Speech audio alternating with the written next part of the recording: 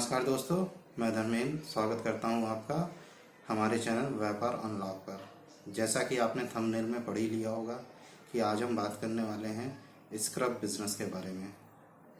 जैसा कि अभी आप लोग देख रहे हो इंटरनेट यूट्यूब पर तरह तरह की वीडियो वायरल हो रही हैं कि 5,000 रुपये लगाओ और 1 लाख रुपये कमाओ, या 25,000 रुपये लगाओ और 1 लाख रुपये कमाओ। तो आज मैं अपने एक्सपीरियंस से यह जानने की कोशिश करेंगे कि इस तरह के वीडियो में कितनी सच्चाई है। क्या आप 25,000 रुपये लगा करके इस तरह के स्क्रब वीडियो में 1 लाख रुपये कमा सकते हैं? क्या ये वीडियो सच बोल रहे हैं? क्या वाकई में लोग 5,000 या 25,000 रुपये लगा करके 50,000 या 1 लाख रुपये कमा रहे हैं?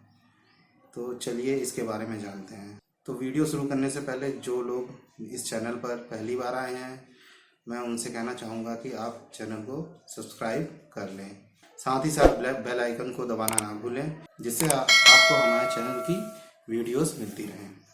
अगर आपको ये वीडियो पसंद आता है तो एक लाइक करना ना भूलें।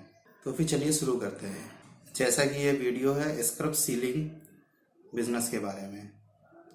मैंने सीलिंग बिजनेस क्यों कहा? क्योंकि स्क्रब तो आप बना नहीं सकते हैं और इसको एक सीलिंग बिजनेस को मेकिंग बिजनेस की तरह बताया जाता है। आखिर ये स्क्रब होता क्या है?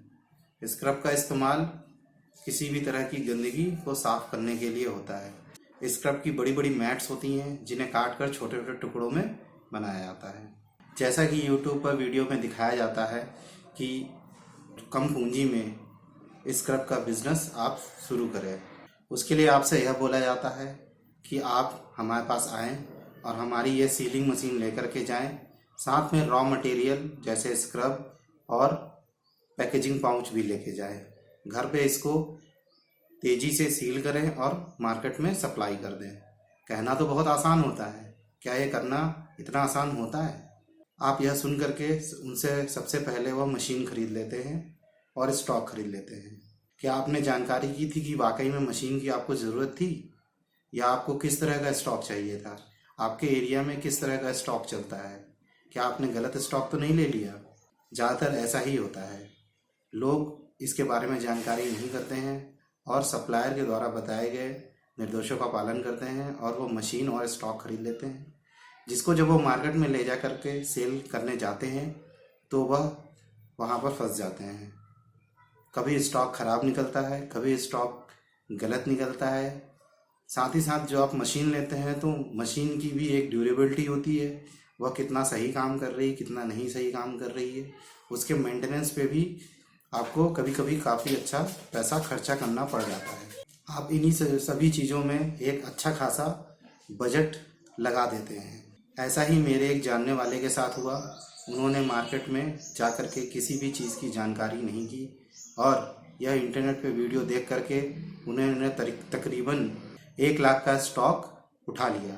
जब उन्होंने सीलिंग मशीन का इस्तेमाल करके अपना पैकेट या मटेरियल तैयार कर लिया और वह उसको मार्केट में जब सेल करने के लिए गए, तो दुकानदार ने कहा कि ये मटेरियल हमारे यहाँ नहीं चलता है क्योंकि इसकी ड्यूरेबिलिटी बहुत कम होती है, आप दूसरा मटेरियल लेकर के आएँ। फिर उसने वो सप्लायर से बोला कि आपने मेरे को गलत मटेरियल दे दिया, ये मार्केट में नहीं चल रहा है। तो सप्लायर ने कहा ये मेरी गलती नहीं है, आपको अपने मार्केट की जानकारी खुद होनी चाहिए, यह आपकी रिस्पॉन्सिबिलिटी है। तो इसी तरह से लोगों को इस बिज़नेस में नुकसान हो जाता है। तो आज मैं इस बिज़नेस के माध्यम से इस बिज़नेस को सही तरीके से करने का रास्ता बताने वाला हूँ। तो अब मैं ये बताने जा रहा हूँ कि इस बिज़नेस को सही तरीके से कैसे किया जाए।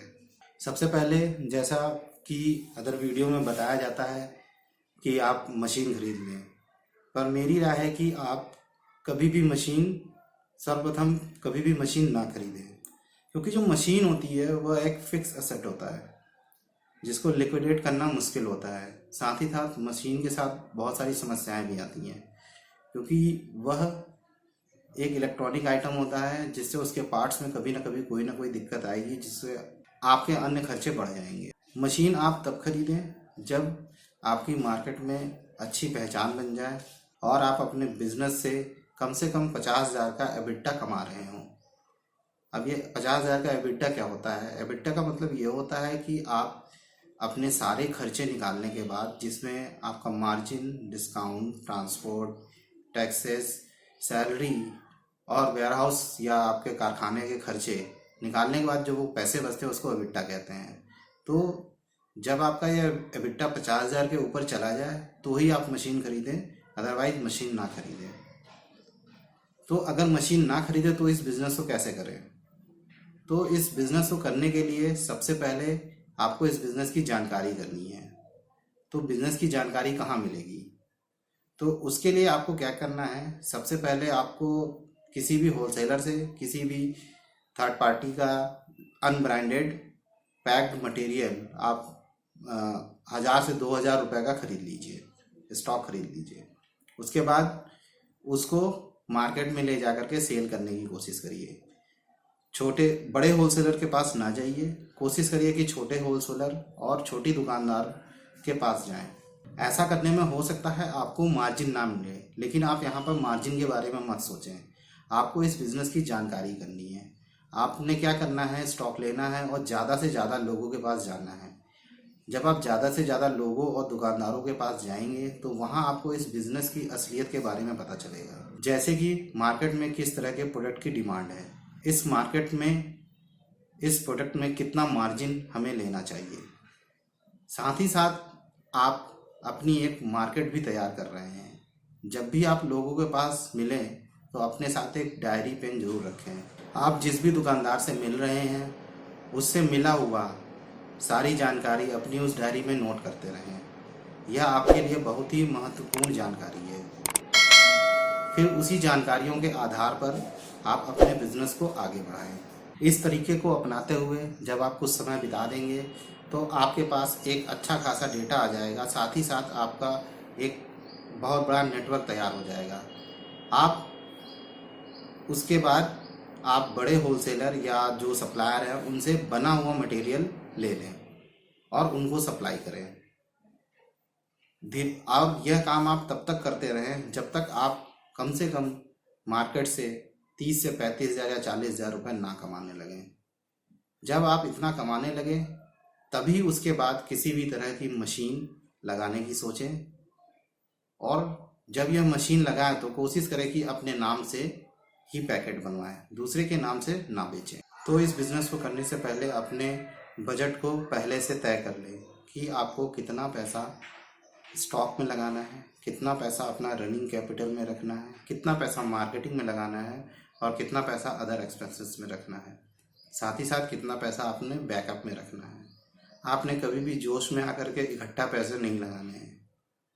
हमेशा थोड़े थोड़े पैसे लगाएं और धीरे धीरे आगे बढ़ें, जिससे आपको इस बिज़नेस की तह तक जानकारी हो जाएगी, जिसे कहते हैं एक्सपीरियंस। तो आज के लिए इस वीडियो में इतना ही। अगर आपके कोई सवाल या सुझाव हैं तो आप कमेंट बॉक्स में लिख सकते हैं। साथ ही अगर आपको यह वीडियो पसंद आया हो तो एक लाइक करना ना भूलें। तो फिर मिलते हैं अगले वीडियो में, जहां पर हम बात करेंगे किसी और बिज़नेस के बारे में, उसकी कमियां या खूबियां, साथ ही साथ क्या वह सही है कि गलत, या फिर उसको कैसे करें। धन्यवाद। जय हिंद।